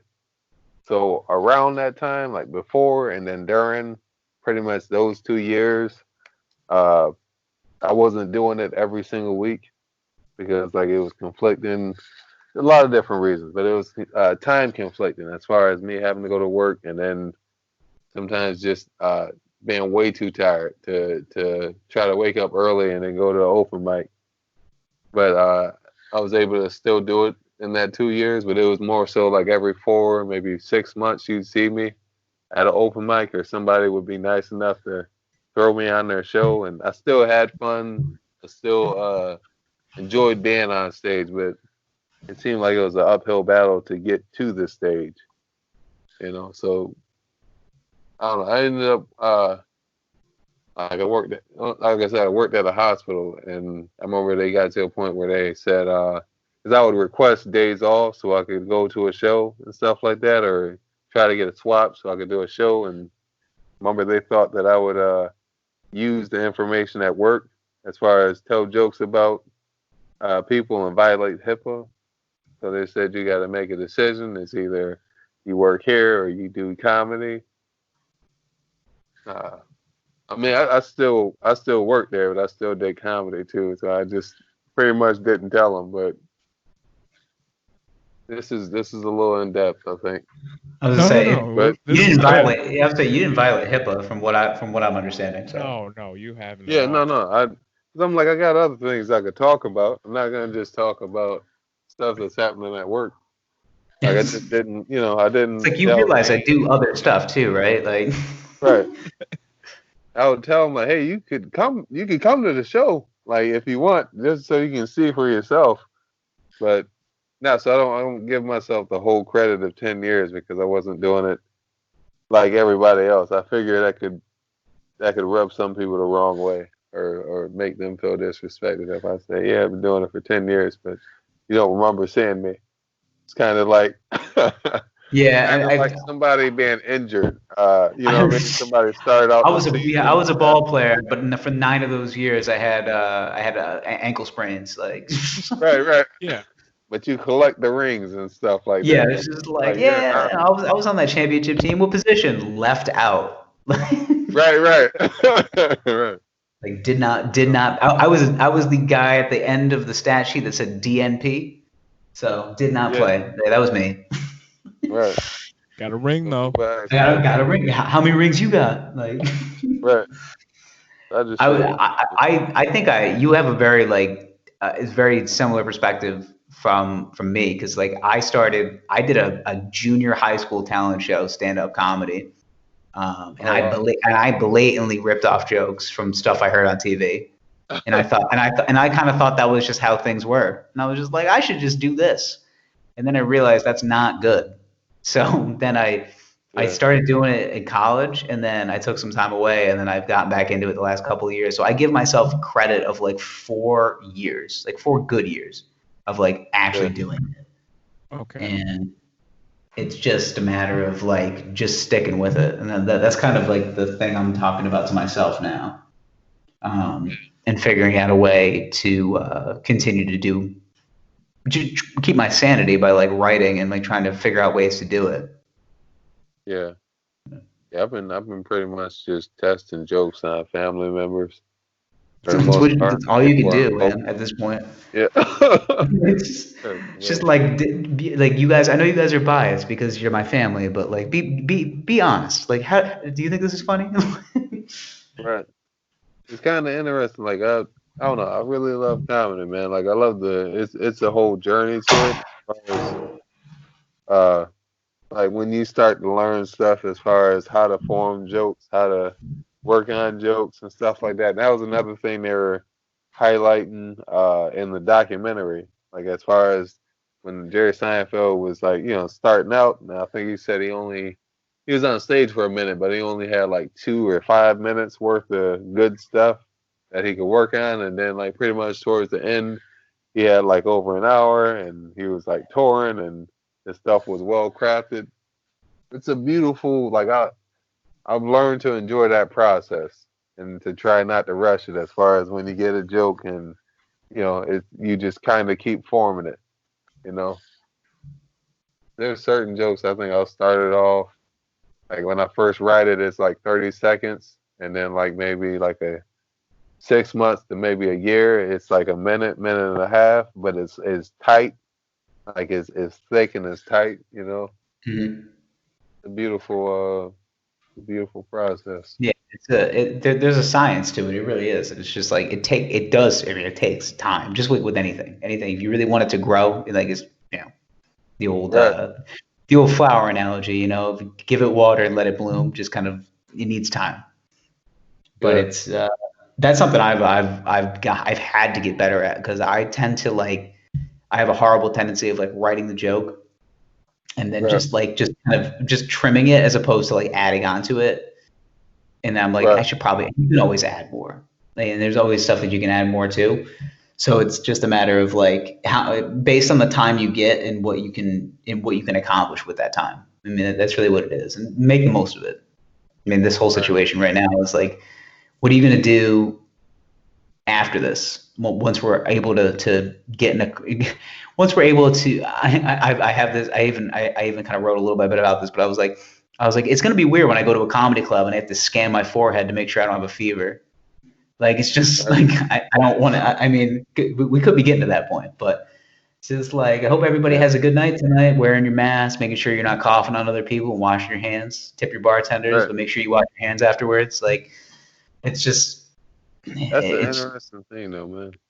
like, It's like I've noticed there's less people on the road, which is interesting. But today, I Yeah, think, that's wild. yeah, today was the first time I wouldn't say it felt normal. It still doesn't feel normal, but yeah, I've seen like more people on the road. I've You been know? stuck. I would say I've been home since the day before St. Patrick's Day, so March 16th, and I've Wow. left my house twice since then. So I don't even know what the Okay. outside looks like. I feel like I'm Wow. just I'm just like living in my own reality. Like, oh, I guess I was being at gonna home is just it. This is my thing now. see, since Like being home, oh, go ahead, Mike. sorry, no. Go ahead. Oh, okay. I was just saying, Right. being home, like I've been leaving my house probably twice a week. So I gotta leave once a week for work. So just like something that I have to, because I am working from home, but there is like one thing in particular that I can't do from home, so I have to leave. Oh, Not gonna give anything away. But right. yeah, No just trade that's it. secrets. Yeah. No trade secrets. And then other than that, Right. like going to the grocery store once a week, like, and that's it. So, and every Right. single time I'm like masked up, gloved up, not wearing condoms because fuck that. And Right. That's the one thing we're not gonna cover in 2020. Let's yeah, make that's sure right. we Yeah, all just- understand that. No. This is actually no. a saying that Zach and I have. It just two things I don't fuck with: condoms and rattlesnakes. So, so yeah, but that's what I've been doing. And what I've noticed is, yeah, you're right. Like you see a lot less cars on the road. I mean, going from my house to the warehouse, like Mhm. I live in Baldwinsville. The warehouse is in East Syracuse. I get there in like 20 minutes because there's no traffic. It's fucking crazy. Right. Yeah. Like how quickly I can get across town. Yeah. Like it's insane. And already, like, Syracuse is a small town. We don't have a lot of traffic here as it is, but to get there that much faster is just crazy to me. Right. So yeah, You get- and what was We that? get to work in 5 minutes. Yeah, I don't live super far from the site that I'm at, but I've been getting to work in like sometimes 5 minutes when normally I would have been late or something Yeah. like that. So I've been freaking flying past red lights like every now and again. Like if there's nobody around, if I'm pressing for it. But I've it's like actually that's- I've thought about that too, like how lenient police have to be. Right. Because Yeah. I think they also feel like they don't want to be compromised by anything too, so they're just like, yeah, he's going 90 and a 55, but fuck it, It's like, Right. what are we gonna do? Like, I mean, pull him over and risk it? Whatever. yeah. Even man, my hat is off to cops though for this because like, imagine the bullshit calls that they're getting that they got to go and deal with. Like, what was the one that we were talking about a couple weeks ago? It was in New Jersey where like this woman threw a Molotov cocktail at her boyfriend. Yeah, there was a story that a woman was intoxicated and angry at her boyfriend, so she made a makeshift Molotov cocktail and threw it at his house. Yeah. And then the funny thing is too is that New Jersey is like one of the most effective states from COVID. It's New York, New Jersey, 1 and 2. So she also got hit with a ordinance from the state for violating social distancing as well. Yeah. Wow. So she was so angry at her boyfriend that she was like, I'm gonna try to burn his house to the ground, but also I'm gonna go out and party too. So Right. I saw this one video online. It was a whole bunch of Hasidic Jews, like outside. They're gathering. They're all talking. There had to be at least 100 of them out in the street. And then you've got one cop car out there, and they're just sitting there in this cop car in the middle of the street, blaring over their PA system in the car like, this is a global pandemic right now. You're violating the stay-at-home orders. And these two cops are sitting in the car looking at each other, looking at the Hasidic Jews standing outside and looking back at each other like, what the fuck? Just like you see it all over their eye. Like, is this really happening right now? Like, what are we really supposed to do about all of these Hasidic Jews? Like, yeah, and some of the Hasidic Jews like had masks on too. So like, oh, yeah. So, and I'm just like, damn, I'm sorry, guys. Like, that was my thought though. Like with the cops, just damn, I'm sorry. Right. It's you don't want to overdo it. Like, what you gonna tussle with them? Like, No, that's like the one thing they want to avoid. They're like, we don't want confrontation, but like you also were deliberately disobeying everything we said. It's like, yeah. Right. Because usually, like, the cops are a little, they're a little OD when it comes to, tussling with people and stuff like that. But right now, they don't want to take any chances because, one of these guys has it. You get sneezed on in the middle of a fight, and now you're on a ventilator. Right. I never thought a handshake would be so dangerous. Wow. I'm like, I don't even like. I saw the article the other day that like Fauci doesn't want us to ever do handshakes ever again. He goes, you got to figure out a new way to greet somebody. Both. He's just. I'm not gonna say ever again, but like I mean, as far as I'm not saying you're lying. I'm saying as far as if I agree with what he's saying. If that's what he said, I don't. Like when this is over, yeah, I'm probably gonna keep doing the same thing for a solid month. Like I'm gonna keep this schedule of just staying in the house if I'm not working and washing my clothes for a solid month, and then I'm gonna see how everything is happening.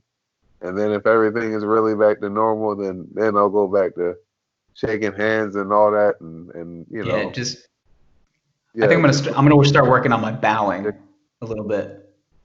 Like bowing at everything. I'm gonna start bowing. That's what they do in China. I was, or is that Japan? Might be, but I don't know. Far East. We'll just say far. In the Far East. In the Far East, they bow, I believe. So I'm gonna work on that. I'm gonna be the weirdest guy at any comedy show from now on, because they'll be like, oh hey, what's up? And I'll be like bowing. What the fuck are you doing? And I'm like, I ain't touching you, man. Like, I'm just an interesting question now. Do you think people are gonna be nicer after this, or do you think like I don't? People are gonna be I think people are actually gonna be like shittier. I really do. I think that they've they're gonna put on a facade. Like I think that's what's happening right now. Is that the people that are typically terrible are just a little less terrible right now. Okay. But as soon as they're able to start acting like themselves again, they're gonna go back to it. It's just human nature. I've noticed in my neighborhood that there's this weird togetherness. So I've been trying, because there'll be like several days in a row where I don't leave the house, And then, like there's like 2 days a week I leave the house. Other than that, I'm just inside. So, I got to get out. So I'll go on a walk or whatever, but it's not one of those irresponsible park walks where there's 1,000 people in the park. Like it'll just be me like walking around my neighborhood, and I might see a car pass or somebody on the other side of the street. And by the way, I make sure I like cross the street when I'm walking. Like, no, we're not doing this, bro. But yeah, I like wave at my neighbors and shit. I don't know these people, but we're in this together. We all like wave and smile at each other. It's like, yo, what up, man? I'm like, hey, man, grilled steaks. Come over sometime.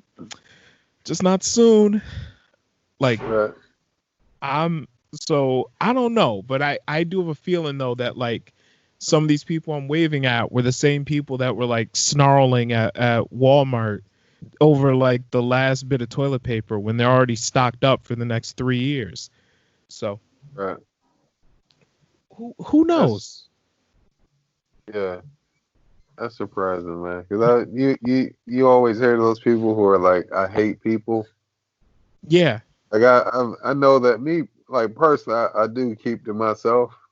Like I don't not like people. Like I do love people, but like I don't know. I don't know. I enjoy people, I really do, but at the same time I enjoy my own privacy. Yeah. So like I would imagine, but there's a limit though. There's a limit to how long I think you can stay in the house. At some point, you do need to go outside and walk around the block and smell fresh air and see a different person and who you looking at in the mirror, and just I think that's good for your sanity, honestly. Like I kind of low key have begun to envy people who are staying home. Mm-hmm. But then again, because I imagine, like me personally, I'm thinking. I remember saying to myself, like, God forbid if I catch it, right? 14 days is what I'm told. I'm like, if all the bills are paid and there's food in the house and everybody's good, then I'm okay if I get it. I'll stay in my room. I'll go to the bathroom. I'll, make sure I'm clean and all that kind of stuff. But I'm like 7 of those days I can use to write. As far as write my jokes, I can finally, I have no excuse to say, oh, I'm too tired or I don't have the time to reorganize my jokes or whatever. But for that reason alone, and then 7 days of just YouTube and Netflix and playing the PS4 now. But I don't know. I know I can't open my mouth and say, oh man, I hate going to work, because there's people who are not working, and there's people who are freaking, their funds are freaking running out, and so that's another thing though. In the workforce, I've noticed people are a lot more grateful. They still say, "Oh, it's Friday." They still say that. That's still going on, but there's a lot less complaining. So that's what. Also, another thing I noticed. I was at work and I was in the bathroom, right? And the dude walked away from the urinal, walked halfway past the sinks, and then stopped, and then turned to wash his hands. I was like, "Oh snap! America is getting better." I was like, "See, I'm okay. I'm okay with that. The deaths, that's not okay. But I'm saying, as far as the panic, if this is the new normal, I can deal with that. I'm okay with people washing their hands when they get done pissing. I'm perfectly fine with that. If we can make that a normal thing, that's fine." I feel like we're gonna have this like new generation of like tattletales. Oh yeah, but like at a corporate level. And it's just like, did you hear Jerry didn't wash his hands after he pissed? Like, it's like, Jerry, you're disgusting, bro. Right. She's like, Jerry, there's a global pandemic going on, and I gotta tell you, the next time you leave that bathroom and I don't hear water running, I'm gonna throw you in the toilet. Like, it's just gonna be one of those. We're gonna, like I said, I think we're gonna have two. It's gonna be two different spectrums. It's gonna be the overly goody two shoes types of people that are just like, oh well, I noticed you didn't wash your hands. And it's just like, oh, Jesus, are you going to give me a lesson? It's just like, I'm going to sing happy birthday twice while I wash my hands with you. And then, I'm going to do it with you because we're in this together. And then you're going to get the people that are just like, I'm putting on this facade, and as soon as I'm back able to yell at as soon as I'm back able to yell at my staff or yell at the people that I usually yell at, I'm going to do it. Because it's just like I said, it's human nature. Like there's some people that are just born terrible, and they don't know how to change it. And that's just how it is. I'm not gonna sit here and pretend that I'm going to let them do it, but... Well, really, what I think it is, though, is you got a lot of people that their lives have been way too good for too long. And because they don't have any real problems in their life, they gotta create them. They need some sort of conflict just to make life not so boring anymore. Right. So, and we've said that before on this podcast, that I think that everything going on right now is really a wake-up call. Really, like, we, as a collective, like, as our country in total, like, we really don't know how bad things can get. Some people do, but a lot of us don't. So. Yeah. It really could be it could be so much worse. Really, think about it. Like, you're sitting at home right now, alive. That's really the one thing. But also, it's like, think about... you think about, I hate using the term third world, but then you do think about the third world, and it's just like, okay, how do they handle it?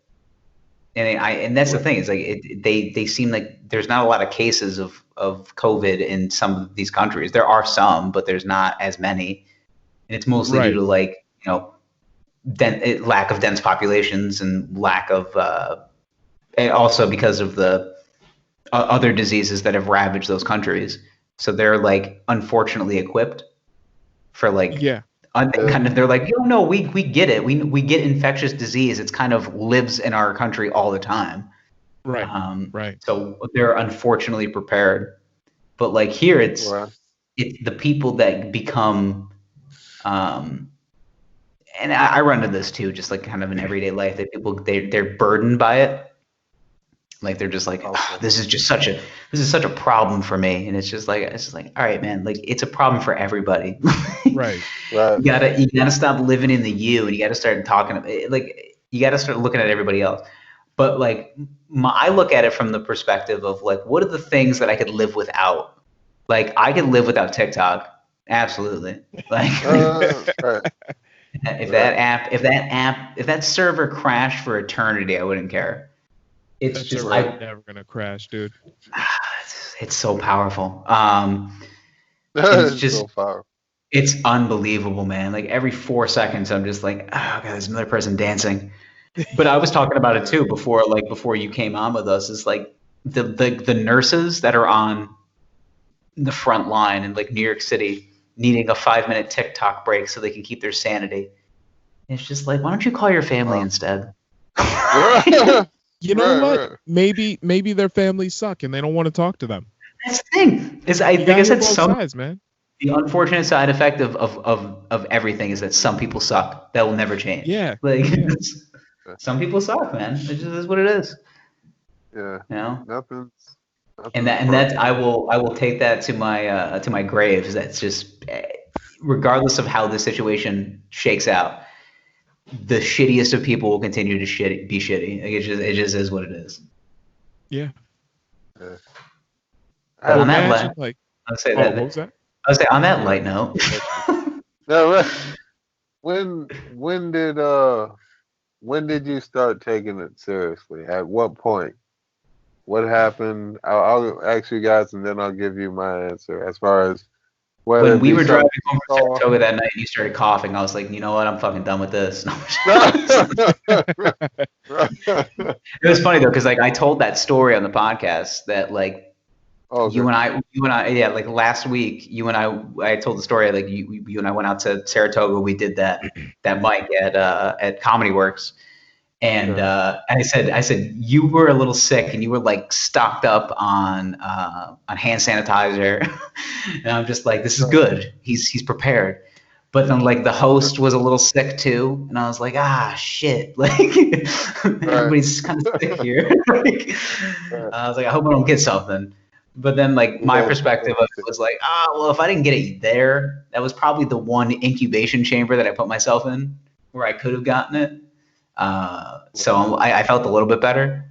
But it really went like because when I'm working my job, they're like very like not they wasn't that they weren't taking anything seriously. They were just like they were just waiting for marching orders, and that they came down like quick and like aggressive. Like, all right, you got to go. Like when they were just like, it's time to go. You got to get out of the office. I'm like, that's when I was like, oh, well, this is pretty serious. Like, Okay. Yeah. it just became like, like my whole life just became more urgent. Like, you got to get out. You got to get this, and once they were like, oh yeah, you're not allowed to, once they said you're not allowed to come back to work. And I was like, oh, well, that's pretty serious. That's when so that was like the middle of March. Yeah, I would say for me it was early March. I remember, so every morning I get those New York Times like daily news briefings to my inbox because I'm an adult.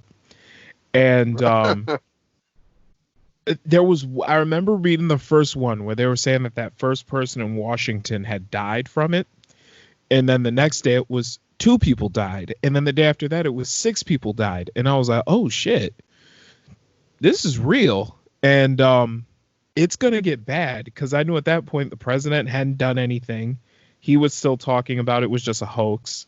So I was like, damn, like they're really about to catch us with our pants down. And then I want to say probably a week or 2 after that, my wife is a teacher. They closed all the schools down in Onondaga County. So she's working from home.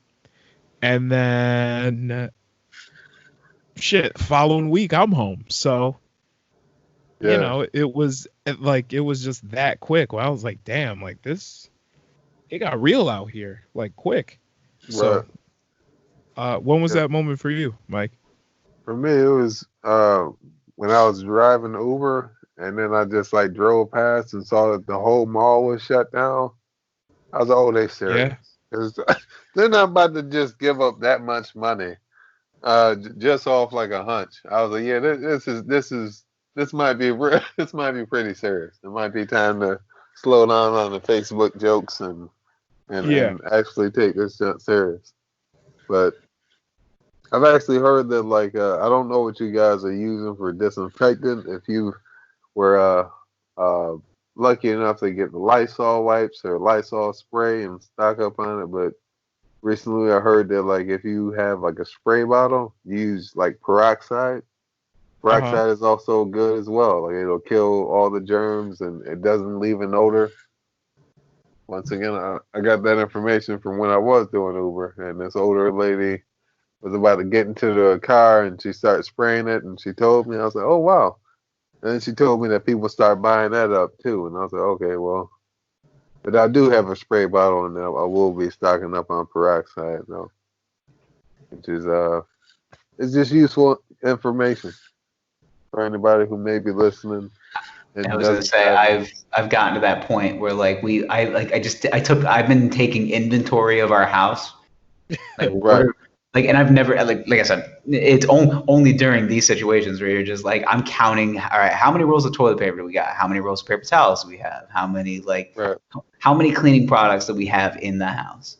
Like, wow. Right. And I've gotten so like we've stocked up on pretty much everything, except there was like a couple of things that we missed, like hand soap. And we luckily, like with the technology, like online ordering hand soap and stuff like that, you can just get it right away. But like I just blatantly forgot, and I'm just like sitting, like I had to go to the bathroom earlier today, and I was like, shit, there's no hand soap here. So I had to do one of those moves. And you tell me if you've done this before, where you had to reach in the shower, just go to the bar soap. Like I've been there before. Oh, okay. All right. yeah. Nothing wrong with that. Oh yeah. Nothing wrong with that. You just have to avoid like whatever shower material was there earlier. So you're just like, all right, let me work through this. Like I've been there, and it's just like, well, I underestimated the situation. But and it's just I've come to that conclusion. But that's pretty much it. Everything else has like been pretty okay. But I've also like I feel like I need to be more appreciative of like my girlfriend in particular because she's been doing like all the grocery shopping and like going out and like masking up and acting like she's in Grey's Anatomy when she goes to the grocery store. She scrubs in. She scrubs in. And she's like, I'm going to the cereal aisle, and she's like sterilizing, and it's just like, that kind of stuff. Because I'm like legitimately not leaving the house. Like I just like my immune system isn't ready. It's not ready to take it. Like I took a drive a couple of weeks ago, and like for 3 days after that drive, I had like this scratchy, dry throat, and I felt sick, and I was like, no, I got it. I definitely have it. That's mental, fam. And then a couple of days later, it went away, and I was like, maybe I don't have it. I think that was just mental, man. It's mostly mental. Yourself. For me, it is mostly mental, and it's not. I don't even buy into like all the craziness that people spew online, or even like what the highest medical powers that be say. I just know that like I'm at risk more than a regular person. Yeah. And so I take it that seriously because it's like, all right, obviously these people aren't dying because like there's nothing wrong. I mean, but every now and then there are people that die because there was nothing wrong. True, but like not in the astronomical numbers typically. No. But there's always exceptions. True.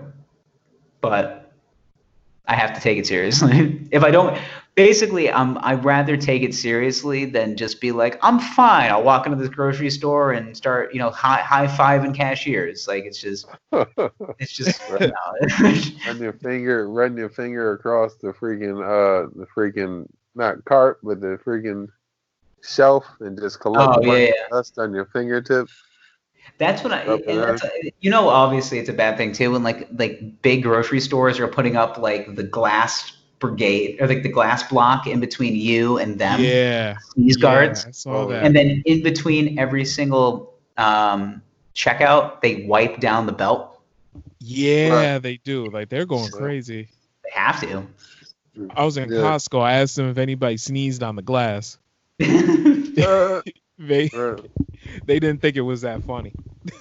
Like 28 days later when the zombies are just like spewing stuff out. Yeah. I remember attempting to joke with like a doctor or a nurse or whatever, and I was like, because they do a good job of like cleaning the doors.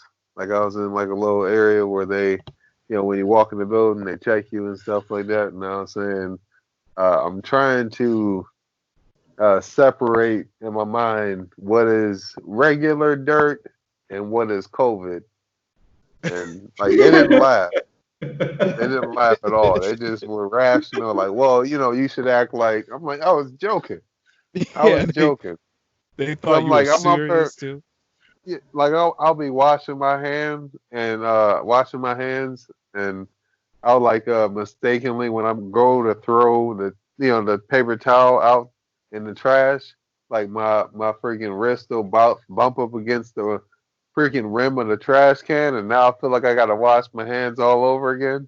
Because what are the chances that somebody coughed in that one spot, and now I have it.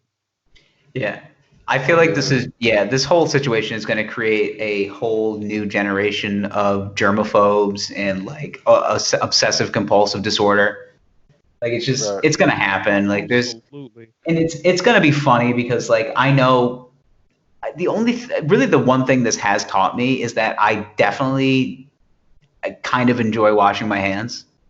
Like I just kind of like I never realized that like just moving the soap through and just like washing it out. I was like, this kind of feels nice, like warm water. Just like it's like maybe I should do this for 20 seconds from now on. Like it's just a little things like that. Ashy now. Oh my hands look like the Mojave Desert. Like they're just broken and red.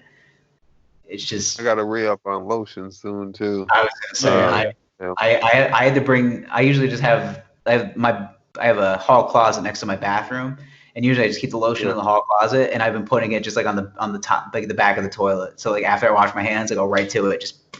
So I just go soap, lotion. But I've been washing my hands so much, like it doesn't matter how much lotion I use. My knuckles feel like sandpaper. Just Right. nothing I can do. Hopefully y'all can't hear me moving through this bag. I know I had a snack in here.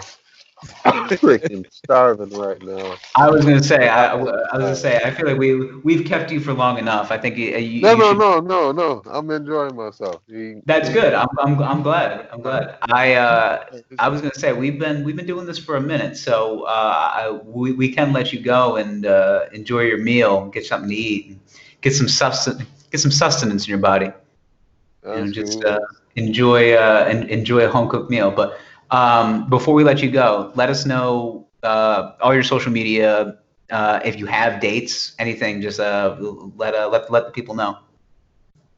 Okay. Yeah, I got supposedly June 4th. I'll be at 1 second, here it is. Oh, Johnson City, New York. Comedy night at the Big O Pub. It'll be Okay. me, Abdul Hadi, Mike Peters. He'll be hosting it. Also, he's the one putting the show together. And Yeah, have Mike Peters is a Connor very funny Swagler. guy. Yeah, we'll have Connor Swagler. Tickets $8 a piece and stuff like that. Starts at 8 p.m. on a Thursday night. So the exact address is Big O Pub, 85 CFJ Boulevard in Johnson City, New York. This should be fun though. Should be fun. That's hopefully. I pray that we can get out of our houses by then. Yeah, Yeah, let's cross my hopefully. fingers that it will happen. But it's nice. It's nice to have something to look forward to. And I've been telling myself, okay, it's time to start looking at the jokes again, start getting sharp, start writing some stuff. Mhm. I'm definitely gonna try some new stuff though. I think I'm not gonna go with just the, I'm hoping that I don't know. I read a post. Somebody said something like, when everything goes back to normal, everything's gonna be packed. You know what I mean? Because people are gonna be so happy to go outside again and all that. Absolutely. Absolutely. But, So that show's gonna sell out for. I mean, I'm thinking it's probably gonna be sometime in June, is when Yeah. we start going back to stuff again. Because that's crazy to have to cancel the whole summer. Yeah, Yeah. Yeah. What are all the hot girls gonna do? Listen, I had plans for this summer. I mean, short shorts, bright colors, loving myself. This was gonna be a fun summer. Yeah, this was gonna be the summer where I had enough inner confidence where I was doing like quad length shorts, Wow. where I was just where I was gonna have American flags, but they weren't even getting to my knees; they were just cutting off mid quad. Yeah. And I've just been like, listen, if you guys can't handle me for who I am, I'm loving myself, and if you can't love me, then we can't be friends. Right. Yeah. That's just the kind of summer it was gonna be. Like I don't want to get it, but I wouldn't mind getting it just for the excuse to stay home. As far as which is I don't want to sound like I'm ungrateful to work. I don't want to sound like that, but like you imagine everything is good. Bill wise, you got food in the house, everything is good. And you just don't have to hear anybody's do you ever have a lazy day when you don't, maybe as a Saturday you're not working and you just decide I'm not going to do anything. Yeah. Just having a legit excuse to just do nothing sounds appealing to me. I do that anyway sometimes. So. But you're not. I don't think you're not the only one thinking that. I think you have a good perspective. But once again, I am grateful. I don't want somebody to maybe listening to say he doesn't like his job, and I don't know. I don't know where I'm going with that. No, you're not. I was say you're not incriminating yourself in any way. I think No. you've done a very good job of giving the perspective. I appreciate it. I think I can share this news. My brother, he lives in a different state. He recently had 2 PS4s. I have not had a PS4 since October. Mine's died on me. Long story short, I was playing online. The power went out, so I restarted it, and then the power went out again. And then from that moment, it was in safe mode until further notice. And I literally, like, you guys may say, "Hey, well, did you try it?" I literally did everything I could. Call it. It's dead. It's not coming back. It's in the freaking box now. But my brother was nice enough to give me his PS4. I think it's got like 1 or 2 terabytes on it. I don't know if you guys are gamers at all, but Oh yeah, I was Oh yeah, I'm like, he's a PlayStation guy. I'm an Xbox guy. yeah. okay. So I'm like, could you imagine like being quarantined in your house for 14 days with no PS4?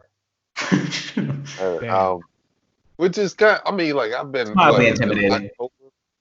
since October. I have not had an active PS4, and all I've done is like watch new YouTube and Netflix. But I mean, then again, like I've become a better person. I've had time to work on myself. You know, I'll give 75% of that credit to my girlfriend, but I'm just saying, like I've legit become a better person. And I don't know if Damn. that's going to help my comedy career or not, but it is what it is. It's Maybe it does. Maybe it doesn't. I don't know. I gotta tell you, man, you could work off of that. Just be like, I gotta tell you, like, I was just playing a lot of PlayStation, and my PlayStation died, and I just became a better person. Just- Right. Thank God for Forget that PlayStation died, because now I'm killing it. Right. Right. I'm not Yeah. gonna lie. So I have a daughter. She's almost a year old now. And Fucking right. part of me resents her because I never get to play PlayStation anymore. Beautiful Oh, man. baby girl, bundle of joy. But Yeah. I've been like kind of playing through God of War here and there for like a year now. Just Wow. kids fuck up your style, man. I'm not gonna lie. Just I know that. yeah. You lucky you cute. Yeah, I say that to her like every day. I'm like, she'll do something. I'm like, ooh, you lucky, you cute. Cause if you didn't look like me, I'd kick you. Just That's So- wild. That's the interesting thing though. Like I'm 28 right now, uh-huh. and I mean not that I don't see 30 as like the end of fun. Honestly, No, I it's just see it not. as like another chapter. I'm terrified, man. Yeah. Him and I are gonna turn 30 this year. Yeah. Well, Yeah. Zach, you'll be 30 in June. I'll be 30 in July. Yeah, so we're just taking turns, just looking at each other in the mirror, being like, "What have you done? Right. Yeah. You dead yet? You're Just looking you're at 30. each What have other. you done? What's your legacy? Right. What are your kids gonna look at?" Yeah. Right. And I'm like, well, what can I leave you? Yeah, I can leave you my PlayStation that I don't get to play anymore. Because of you. Because of you. Like, yeah. That's an interesting thing though, man. That thought of being a dad is like it's starting to become more and more like it's like somebody throwing a football at you and it's just getting closer and closer. You're like, oh wow, it's really there. Like this could really happen. Yeah. It's just- Yeah. It's a little nerve wracking to some degree. Like I want to be a dad. I Hey, definitely. man, you stop wearing condoms, it gets closer. Right, it becomes more possible. Yeah. No, but it's just an interesting thing though, man. Like life you learn on the fly, man. There's a lot of stuff I'm just learning on the fly. I mean, I was blessed to be able to have a dad, a solid, great dad. But he passed away when I was 18. Not to bring the mood down, but it's just certain stuff you just learn, man. Like, Yeah. All right, this is about to take a different turn, so I'm gonna change the subject. But Yeah. Okay. No, it's all good. It's all good. I was gonna say I think we were gonna sign off. So before we let you go, let people know your social media handles. Okay, so Facebook, you can find me at Mike Terry, MikeTerry. RRY. Last name is Terry, not Jerry. People do make that mistake. And then Instagram, also Snapchat are both Mike Terry 7. And I have a Twitter, but I don't use it, so don't worry about that. But once again, Facebook is Mike Terry, and then Instagram, Snapchat is Mike Terry 7. So you got to get on that Twitter game, man. That's where you can almost. I workshop jokes on Twitter. You just got to start throwing it out there. In my head, I'm like, you know what? I'm gonna just put premium energy in Facebook and Instagram, and then the rest of the stuff, it just seems like it becomes work at some point. It definitely, I can see where that comes from. I honestly like I'm on Twitter because I just have a thought pop in my head, and I'm just like, well, let's just see if anybody thinks this is funny. Right. Yeah. I get it. And also, there's times where like I'll think something's funny and want to put it on Facebook, but I'm like, like my aunt might see this, so right. I just That's kind of how I do. I try to avoid Facebook for family. Yeah. But at the same time, like Twitter is just the Wild West. Like everything goes on Twitter. For real, you can legitimately do anything on Twitter, and they're just like, "I don't give a fuck." I mean, you do whatever you want. You can literally do porn if you want. There's literal porn on Twitter, uncensored. Nobody's hiding anything. It's all just out there. It's not even hard to find. Nah, dude. Wow. You literally just have to put in like 2 letters, and you're just like, "Oh shit, there it is." Like, yeah. It's a P or an X. Do your thing, man. Yeah, I was gonna say anything that starts with a P or an X, you're most likely gonna stumble across porn. It just is what it is. Right. But that could be a story for another day. I've come to the conclusion. I've asked this like to like the masses. I go, is there anybody out there that has defeated Pornhub yet? I want to know. Have you gotten A to Z from every genre? And please tell me have you beaten the game yet? Have you ever spent like pretty much your day just on Pornhub? And for the most part, there's been times where I wasn't even like a good percentage of that day. I wasn't even really I wasn't even in the act. I'll say it was more so just me watching. This is what I do. Like I'll type something in I'm in the mood for, right? Type something in the mood for, and then I click it. Maybe it's the first suggestion. I'll skim through the little video or whatever, or I'll start the video and I'll look at the suggestions. You know how you kind of like they got the little trailer or whatever for each one, like, and then I'm like, oh wait, I'm like, okay, all right, well. Maybe this one's a little better. I'm going to just look at this one. I'm going to just see what it is. And then meanwhile, I never watched the first video. And then it's like a cycle. It's like a cycle. If I don't stop myself and just say, hey, look, I'm going to watch the video, take care of this and see how I feel afterwards. And I don't know. I might be revealing a lot, but there's times where it's like people want to know. 45. Definitely. 45-minute video, and you be like, yeah, I'm gonna be here. I'm gonna be active the whole video. I'm gonna do that. Because I need to build my stamina, right? And then after the first one, you like, I don't know what I'm doing right now. I don't know what. I've set a goal that is way too high to reach. I've been there. I'm not gonna lie to you. So, to say, I've been looking at a liar if I said that. Yeah, so single dad weekend. So my wife I've said this, my wife is a teacher, and there will be times where her family, she's not originally from here, she's from Long Island. So there have been times when she'll leave for like a weekend or, a week, because teachers just get a ton of time off. So I'll just be home in the house, just a single dad, living a life of quiet desperation, and there might be some mornings where I wake up on a Saturday in a cold bed, in a cold house alone.